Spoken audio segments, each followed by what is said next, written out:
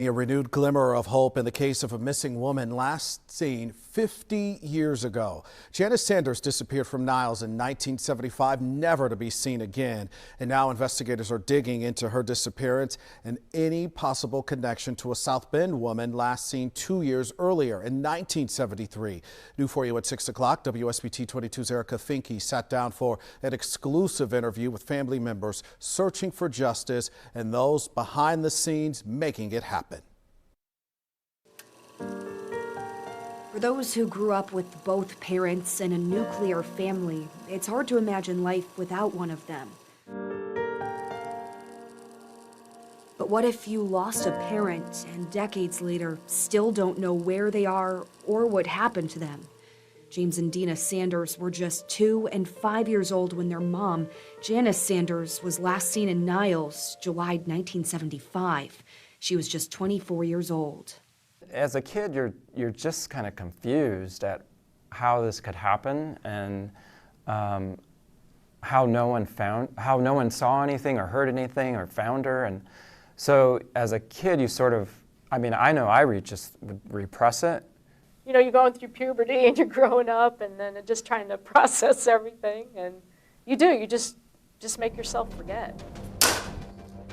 According to police reports, Janis was last seen at Pete's Patio clocking out of her waitressing shift at midnight on July 21st. Witnesses say her ex-boyfriend, Gerald Liebertowski, had been at the restaurant for hours. According to police, witnesses described him as acting possessive and jealous. Reports say Janis was last seen with Gerald talking in the restaurant's back parking lot. Gerald was questioned by police the next day with facial injuries that witnesses say they did not see the night before. Police discovered Gerald was connected to another missing woman, this one out of South Bend, Janice Langs, in 1973. He was charged with first-degree murder in Janice's disappearance in 1976, and soon after charged with open murder of Janis. When Janice's case went to trial later that year, Gerald was found not guilty. After that decision, charges connected to Janis's disappearance were dropped. The cases through the decades have stayed cold, and Gerald died in 2010 at 67 years old. How many times do you think that your mom's case has gotten picked up and dropped?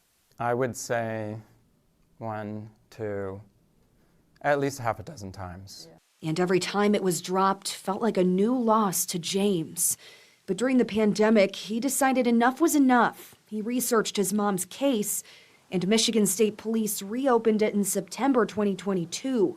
Janis's case is now recognized as an abduction homicide. The new classification, which, you know, for the average person may just not be important information, but for us it's a game changer because it's a signal to us as the family that this time it's real. It's also a group effort to bring these women home and give them a proper burial. Michigan State Police, South Bend Police, Notre Dame's Biochemistry and Engineering departments, and Western Michigan University's environmental and cold case programs all helping out. The highly competitive cold case program started in 2021 and has investigated 9 cases. The small groups of students tasked with organizing and digitizing old documents and meeting with detectives to bring a new perspective on these unsolved crimes. Some of these cases are like 40, 50 years old and haven't really been looked at and given the attention, and you give them to a bunch of college kids who are super excited to get their hands on them. I feel like it really does help move along the process. For Janis and Janice's case alone, the students worked their way through boxes filled with more than 5,000 documents. The program director says this was a major challenge. It boggles your mind how much information is out there, but then when you can do a search on somebody's variation of somebody's name, and you can find out who was mentioned in every single page of that document within seconds, it just changes the whole ballgame, really. Those in the class more motivated than ever to bring these families some sort of justice. Knowing that there are real people still being affected by this, meeting Janis's family, they're still so driven to find answers, and that's what we're doing this for. And James and Dina, more hopeful than ever. and there's no reason why we can't find her. There's got to be no reason why we can't. Just because there's so much technology nowadays, and I just know those students out there, they're going to find her. I know they are. With cold cases, time moves on and some people forget, but that pain remains for those who lost their loved one. But one Michigan State trooper could not shake Janis's case, and he's actually back helping the team investigate.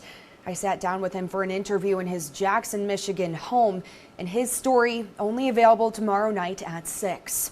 For WSBT 22 News, I'm Erica Finke.